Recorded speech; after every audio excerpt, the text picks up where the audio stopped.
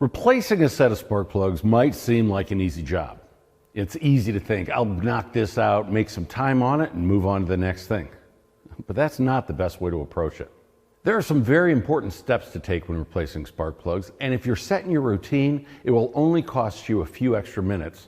You'll still make time on the job, and the quality of your work will be second to none. To start with, if the vehicle has plug wires, always use a spark plug boot puller to remove them.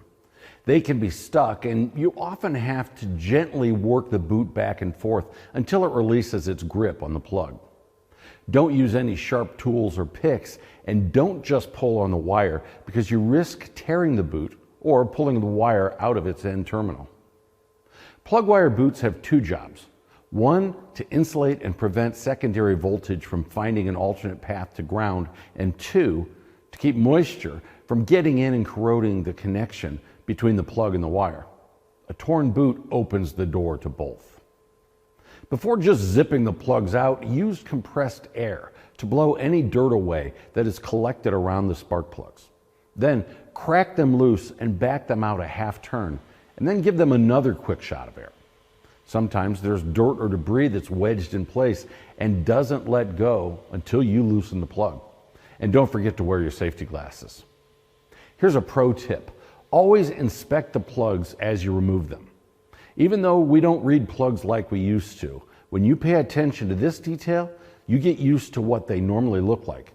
And if there's one that's considerably different from the others, it's a good idea to note it down in the service history. It could be the early indicator of a problem and could aid in diagnostics down the road. Next, you should clean the spark plug threads in the cylinder head. Think about how often it takes effort to remove the plugs. This is because the threads are dirty. Take a spark plug thread chaser, put a small dab of grease in one of the flutes, and slowly run it into the threads. As the chaser pushes the dirt out of the threads, the grease will pick it up and prevent it from falling into the cylinder. Clean the thread chaser and use new grease between the flutes, and run the cleaned thread chaser through to pick up any residual grease. Now you're ready for the new plugs. Whatever you do, don't drop them.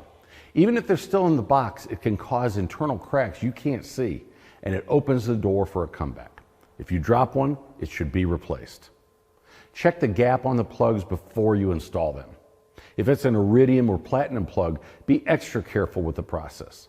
The recommended gauge is a wire type, and you don't want to damage the precious metal on the tip. Now you're ready to install the plugs.